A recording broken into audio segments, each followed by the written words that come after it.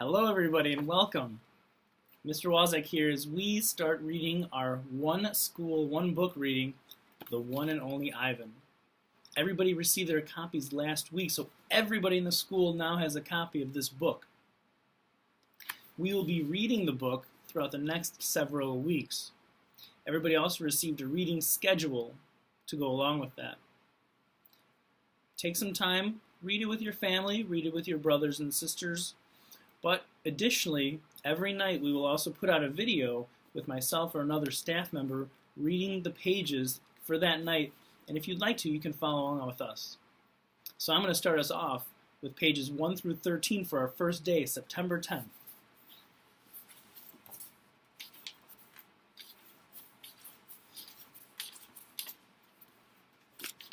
Chapter 1, Hello. I am Ivan. I am a gorilla. It's not as easy as it looks.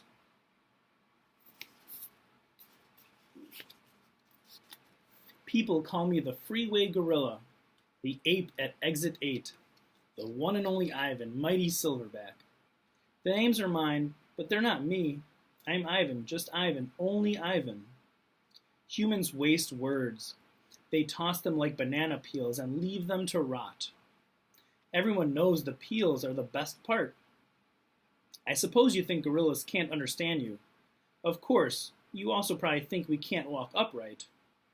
Try knuckle walking for an hour. You tell me, which way's more fun? I've learned to understand human words over the years, but understanding human speech is not the same as understanding humans. Humans speak too much. They chatter like chimps, crowding the world with their noise, even when they have nothing to say. It took me some time to recognize all those human sounds, to weave words into things, but I was patient. Patient is a useful way to be when you're an ape. Gorillas are as patient as stones. Humans, not so much. I used to be a wild gorilla, and I still look the part. I have a gorilla's shy gaze, a gorilla's sly smile. I wear a snowy saddle of fur, the uniform of a silverback. When the sun warms my back, I cast a gorilla's majestic shadow. In my size, humans see a test of themselves. They hear fighting words on the wind, when all I'm thinking is how the late-day sun reminds me of a ripe nectarine. I'm mightier than any human, 400 pounds of pure power. My body looks made for battle. My arms, outstretched, span taller than the tallest human. My family tree spreads wide as well. I am a great ape, and you are a great ape, and so are chimpanzees and orangutans and bonobos, all of us distant and distrustful cousins. I know this is troubling. I too find it hard to believe there is a connection across time and space linking me to a race of ill-mannered clowns. Chimps, there's no excuse for them. I live in a human habitat called the Exit 8 Big Top Mall and Video Arcade. We are conveniently located off I-95 with shows at 2, 4, and 7, 365 days a year. Max says that when he answers the trilling telephone. Mac works here at the mall. He's the boss. I work here too. I am the gorilla. At the Big Top Mall, a creaky music carousel spins all day, and monkeys and parrots live amid the merchants. In the middle of the mall is a ring with benches where humans can sit on their rumps while they eat soft pretzels. The floor is covered with sawdust made of dead trees. My domain is at one end of the ring. I live here because I am too much gorilla and not enough human. Stella's domain is next to mine. Stella is an elephant. She and Bob, who is a dog, are my dearest friends. At present, I do not have any gorilla friends. My domain is made of thick glass and rusty metal and rough cement. Stella's domain is made of metal bars. The sun bear's domain is wood. The parrot's is wire mesh. 3 of my walls are glass. One of them is cracked, and a small piece about the size of my hand is missing from its bottom corner. I made the hole with a baseball bat Mac gave me for my 6th birthday. After that, he took the bat away, but he let me keep the baseball that came with it. A jungle scene is painted on one of my domain walls. It is a waterfall without water, and flowers without scent, and trees without roots. I didn't paint it, but I enjoy the way the shapes flow across my wall, even if it isn't much of a jungle. I am lucky my domain has 3 windowed walls. I can see the whole mall and a bit of the world beyond. The frantic pinball machines, the pink billows of cotton candy, the vast and treeless parking lot. Beyond the lot is a freeway where cars stampede without end. A giant sign at its edge beckons them to stop and rest like gazelles at a watering hole. The sign is faded, the colors bleeding, but I know what it says. Mac reads its words aloud one day. Come to the Exit 8 Big Top Mall and Video Arcade, home of the one and only Ivan, mighty Silverback. Sadly, I cannot read, although I wish I could.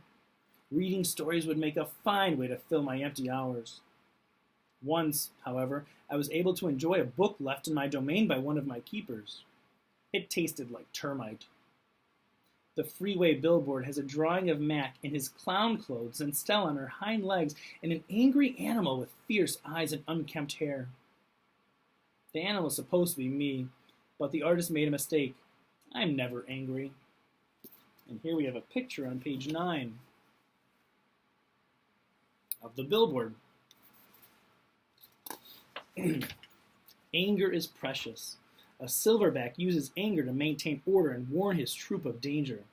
But when my father beat his chest, it was to say, beware, listen, I'm in charge. I'm angry to protect you, because that is what I was born to do. Here in my domain, there's nobody to protect. My neighbors here at the Big Top Mall know many tricks. They are educated lot, more accomplished than I am. One of my neighbors plays baseball, although she's a chicken. Another drives a fire truck, although he's a rabbit. I used to have a neighbor, a sleek and thoughtful seal, who could balance a ball on her nose from dawn till dusk. Her voice was like the throaty bark of a dog chained outside on a cold night. Children wished on pennies and tossed them into her plastic pool. They glowed on the bottom like flat copper stones.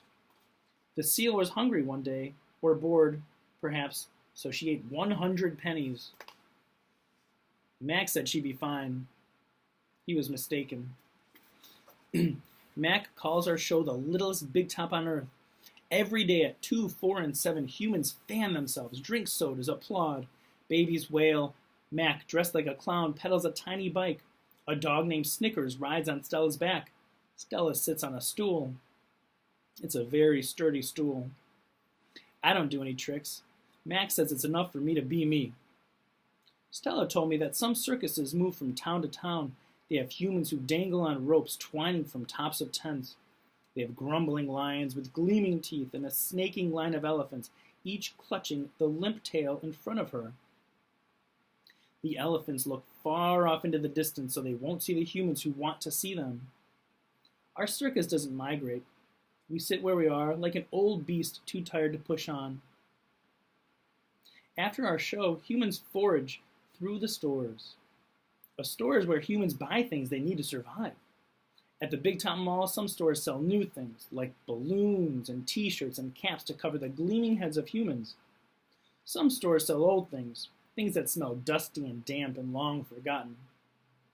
All day I watch humans scurry from store to store.